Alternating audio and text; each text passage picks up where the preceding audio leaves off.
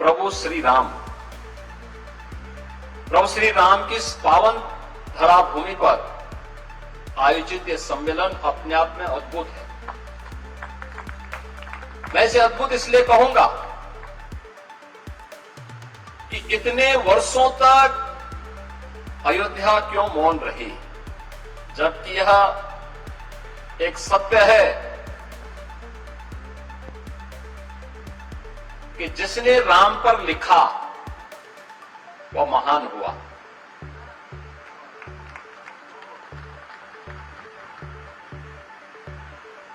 महर्षि नारद ने भी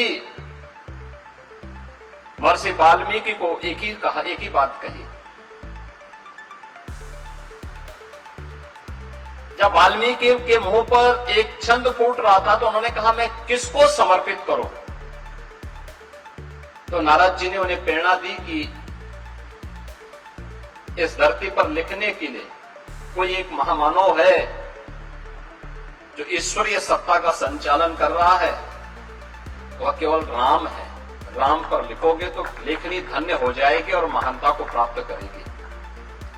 व्यावहारिक संस्कृति का दुनिया का पहला महाकाव्य रामायण बन गई।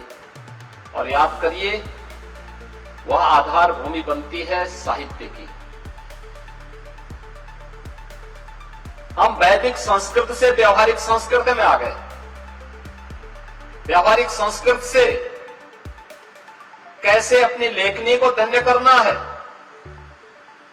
यह अगर सीखना है तो महर्षि वाल्मीकि के शरण में जाइए, जिन्होंने राम को आधार बना करके महाकाव्य की रचना कर डाली। उससे पहले उस प्रकार का महाकाव्य किसी ने नहीं रचा था। लेकिन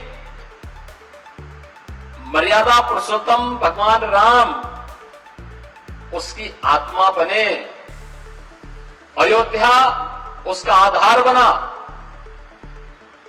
तो साहित्य की एक नई विधा का सृजन हो गया।